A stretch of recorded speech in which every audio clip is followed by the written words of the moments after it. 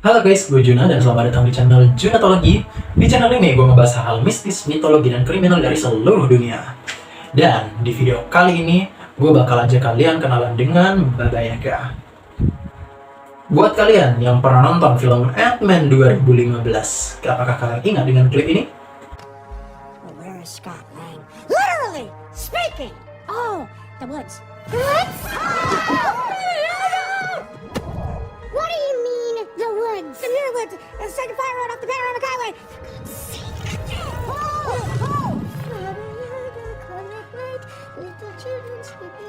Siapa sih Baba Yaga? Yang pasti bukan Baba Yaga ini. Untuk mengenal Baba Yaga yang dimaksud si Louis, gue bakal bikin kalian flashback dulu ke masa kita sering ditakut-takutin sama orang tua kita biar nggak keluar waktu maghrib. Kalau nggak bakal diculik sama wewe gombel. Baba Yaga bisa dibilang wewe gombelnya versi Slavia. Orang tua Indonesia nakut-nakutin anaknya pakai wewe gombel, sedangkan orang tua Slavia, Rusia, menakut-nakuti anak-anak mereka pakai Baba Yaga. Baba Yaga dan wewe gombel itu punya beberapa kesamaan. Pertama, mereka berdua memiliki wujud seperti wanita tua atau nenek-nenek yang bisa dibilang cukup seram karena kukunya panjang-panjang dan hitam.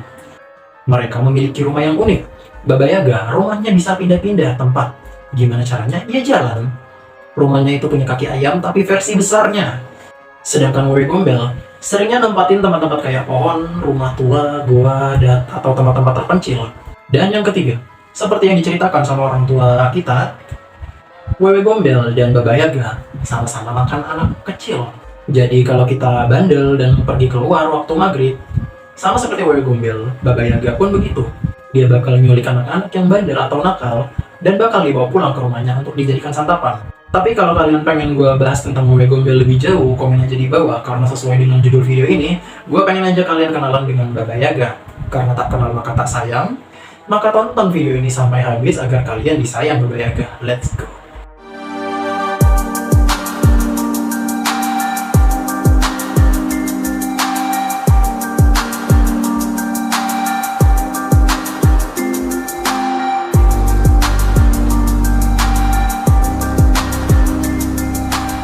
Semua informasi yang gue dapetin di sini, gue dapat dari Google. Kalian bisa cari sendiri, dan linknya juga udah gue masukin ke deskripsi. Jadi langsung aja kita masuk ke pembahasannya.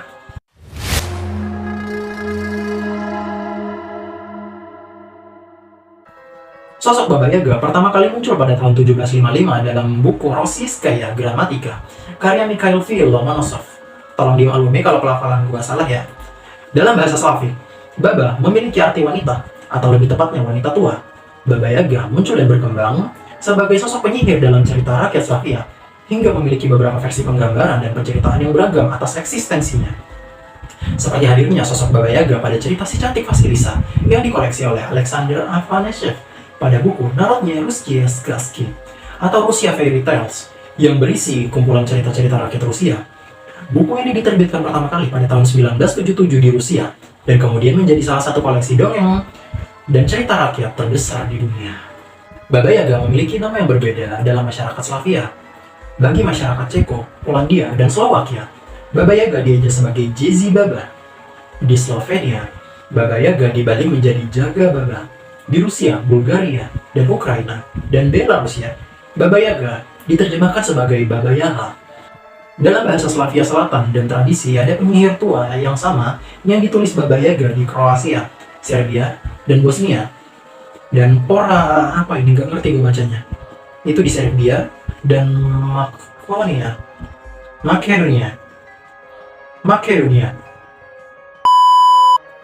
Di Rumania, nama ini disebut sebagai Baba Klanta.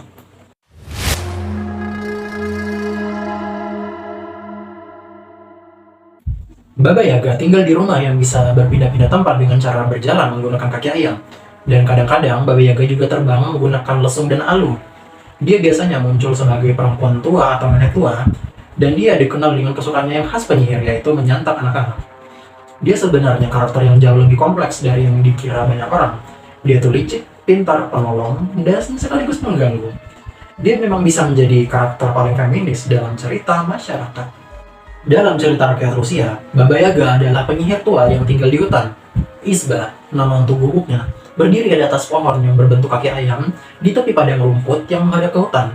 Untuk memasuki rumahnya, seseorang harus berteriak, "Gubuk yang terhormat, tolong putar punggungmu ke hutan dan bagian depanmu ke arahku."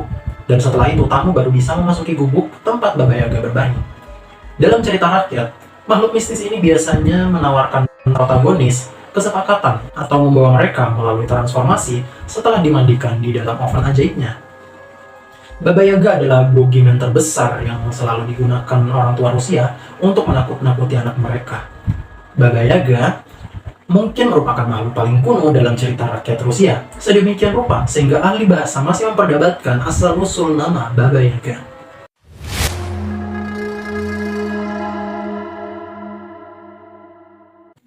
Di sini gue bakal ngebahas sosok Baba Yaga sedikit lebih dalam, dan gue bakal coba buat ngejelasin ke kalian makna atau arti tersembunyi dari karakter atau sosok Baba Yaga ini.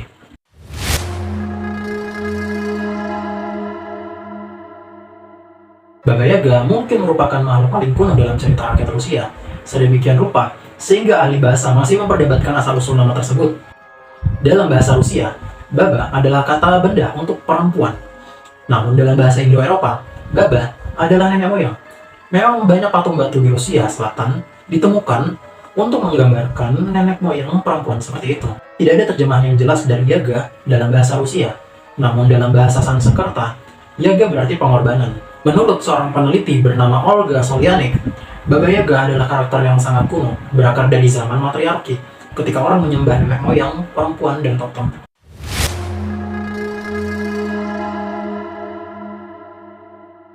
Baba Yaga memiliki mata yang buta.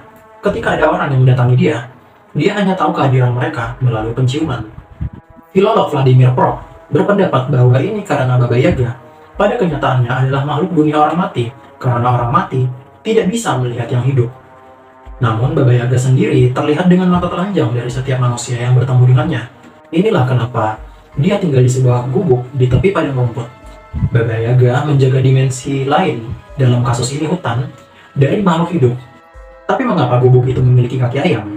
Seperti yang dikatakan oleh sejarawan Alexandra Barkova, bagian ini berasal dari kebiasaan kuno penguburan di atas tanah. Moksa, sebuah kelompok etnis Mordivinia yang tinggal di Rusia Tengah, diketahui telah mempraktekkan cara mengubur dukun mereka dengan cara ini. Pemakaman di atas tanah hanya dilakukan dalam kasus-kasus yang melibatkan orang-orang yang dihormati. Penguburan di atas tanah tidak memungkinkan arwah pergi ke dunia orang mati, tulis Barkova. Dengan disimpan di atas tanah, di perbatasan antara dua alam, seorang dukun atau penyihir dapat disembah. Kaki ayam sebenarnya adalah tunggul kayu tempat peti mati berdiri. Di dalam, mayat terbaring. Inilah mengapa Baba Yaga memiliki kaki tulang dan mengapa dia berbaring dari sudut ke sudut dengan hidung menempel ke langit-langit. Itu menggambarkan dia sebenarnya adalah sesuatu yang sudah mati sedang berbaring di dalam peti-peti kayu.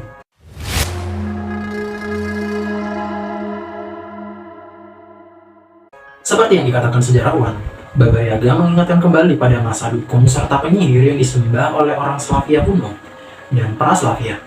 Tetapi seiring waktu, banyak versi mengisahkan Baba Yaga, seperti pendongeng dari wilayah Vladimir mengatakan pada tahun 1914 bahwa Baba Yaga terbang dengan lesung, mengarahkan dengan alu, dan mendayung dengan sapu. Sebuah lesung yang begitu besar sehingga orang bisa duduk di dalamnya, dengan alu yang sama besarnya. Hal-hal itu hanya bisa mengejutkan penduduk kota modern. Di desa-desa Rusia, lesung dan alu sama lazimnya dengan sapu atau garpu oven. Lesung digunakan untuk menumbuk biji-bijian. Prosesnya tidak begitu sulit, tetapi membutuhkan banyak waktu. Itu sebabnya sering dilakukan oleh perempuan tua. Sebuah lesung dan alu adalah atribut umum dari perempuan tua yang sudah pasti Baba Yaga. Jadi itu dia pembahasan tentang Baba Yaga. Sorry kalau gue banyak ngeliat ke laptopnya daripada ngeliat ke kamera karena susah ngapalinnya bos, apalagi nama-namanya juga sulit-sulit. Ya, terima kasih buat kalian yang udah nonton. Kalau kalian suka dengan video ini, monggo pencet like-nya, koreksi, saran, dan komen bisa kalian drop di bawah. Dan gak lupa kalau kalian mau dukung gua, bisa dengan mencet subscribe. Terus nyalain loncengnya, dan sampai jumpa di next video, oke? Terima kasih dan ciao, itu adik gua nangis.